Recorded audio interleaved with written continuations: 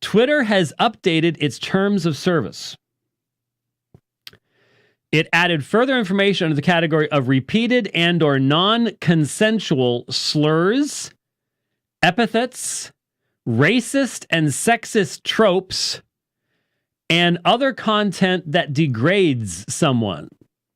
Now, I can guarantee you, as far as Twitter is concerned, that does not include slurs, epithets, tropes, and other content that degrades Christians.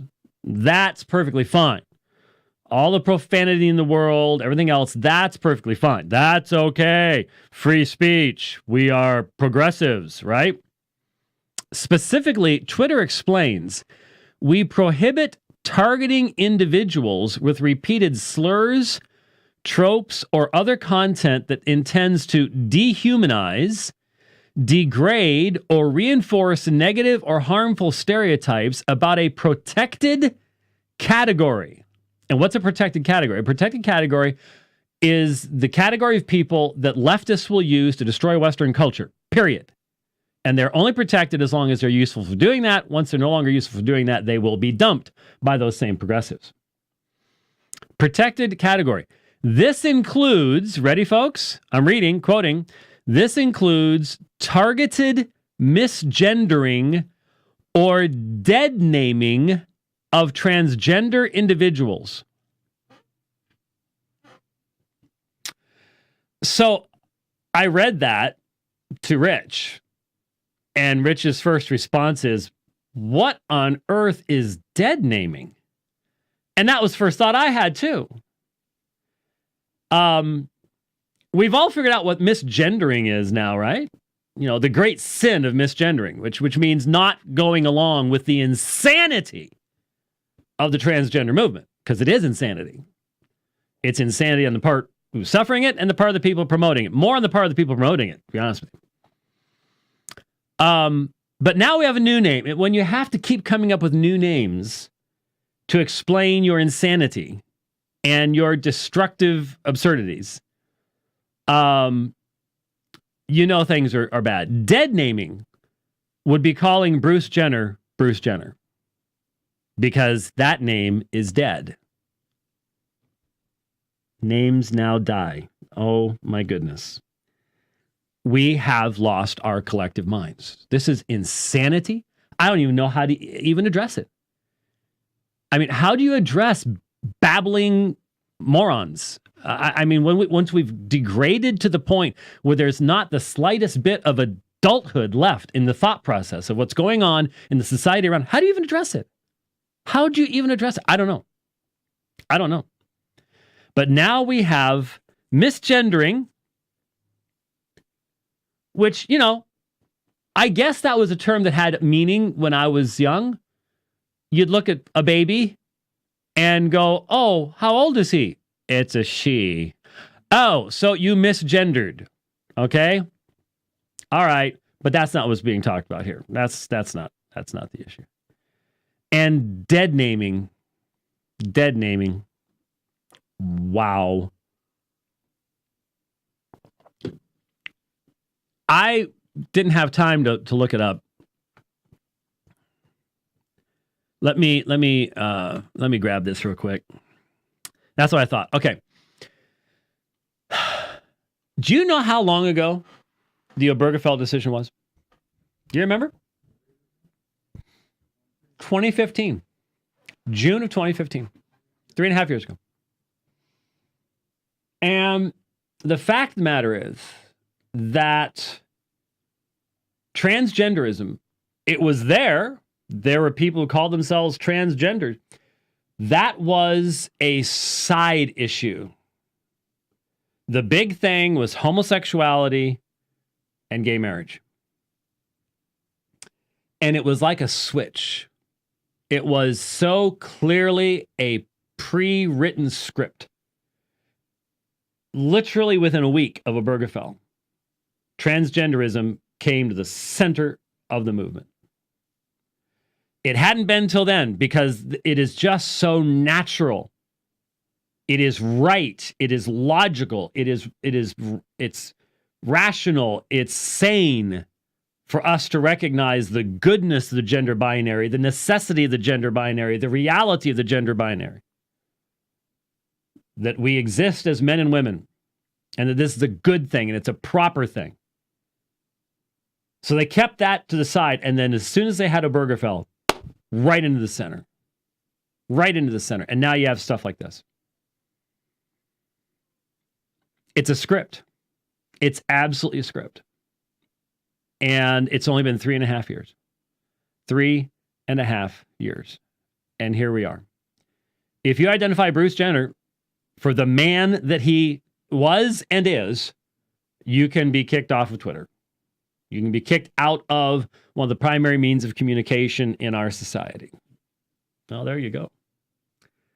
The inmates are running the asylum, and this is the stuff that is being absolutely shoved down the throats of our children and our grandchildren.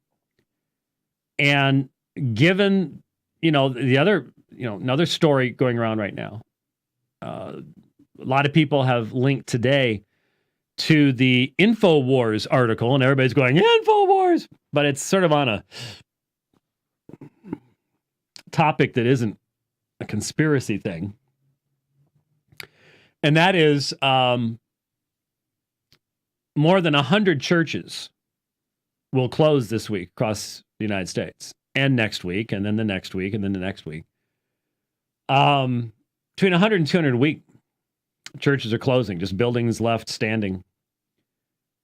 And there's been a lot of commentary on that, as there should be. Now, I'm not sure that what that means is that will be more than 100 less churches en toto, because the article, as far as I could see, did not take into consideration new startups. And I've seen church buildings standing around. You go to Italy and there's church buildings standing around all over the place. Europe, lots of empty church buildings turned into nightclubs and shopping things and all sorts of stuff. But most of the church buildings I see that have been abandoned, boarded up, are of the old mainline churches, which are dying. We've been saying that they've been dying for a long, long time, and there's a reason they're dying. They lost the gospel. They're not Christian churches anymore, and they're just going the way of the world, as they should. But that doesn't mean that there is not very clearly a deep secularizing of the next generations of Americans, and that the percentage of Americans that attend church service is declining greatly. And then, of course, you have to look at that and go, what percentage of people attending church service are actually truly Christians? Certainly the lie that this is a Christian nation is being exposed, hopefully. I just looked at my timeline on Twitter, and let me see here. Yeah, there he is. There we go. 20 minutes in Purgatory. There we go. I just took the trash out in the chat channel. Anyway, what was I saying? Yeah, the decline in the church. We do see it around us, and we have to be preparing our young people to not expect to be a majority perspective in their society. Even down south in the good old Bible Belt, things are changing rapidly. And we as parents and grandparents must help these next generations, Christians who are millennials and iGen, XGen, whatever they call them, to not buy into majority arguments, to recognize that they are going to be and should be and should embrace and find joy in being the marginalized, unless something happens, unless there is a huge change. And biblically, historically, that kind of repentance and change has always followed after national disasters, wars, and plagues, and all sorts of things like that. Hey, guy in China just announced the first CRISPR babies. We knew that was coming. The first genetically modified human beings where the genetic modification will be passed on. Evidently, nobody has seen all the movies telling us that this is how mankind ends up turning into zombies and living underground and only coming out of dark and all the rest of that stuff. And you chuckle, but there is a warning there, because it is incredibly foolish for mankind to go, if we can, we should, without knowing what the results of that will be. It is, it's a terrible time for us to have the kind of technological power that we have when we are the least in line with or sensitive to our own creator's guidelines for how we should live than we've been in a very, very long time, at least in the very nations that now have this capacity. So anyway, wow, there's so much going on. I've commented more than once. If I did not, I think I commented Sunday evening in the sermon. If I did not believe in the sovereignty of God, I would have to be on prescription meds to stay calm. I would probably be watching the news far too much and just be waiting for the next major disaster. Is it going to be nuclear? Is it going to be biological? Is it going to be genetic? Is it going to be fires or earthquakes or tsunamis? What's going to get me? Because something's going to. And if I'm just a genetic mistake already, just a random mutation, then this merciless, pitiless universe does not care about what's going to happen to me in any way. That's all there is to it.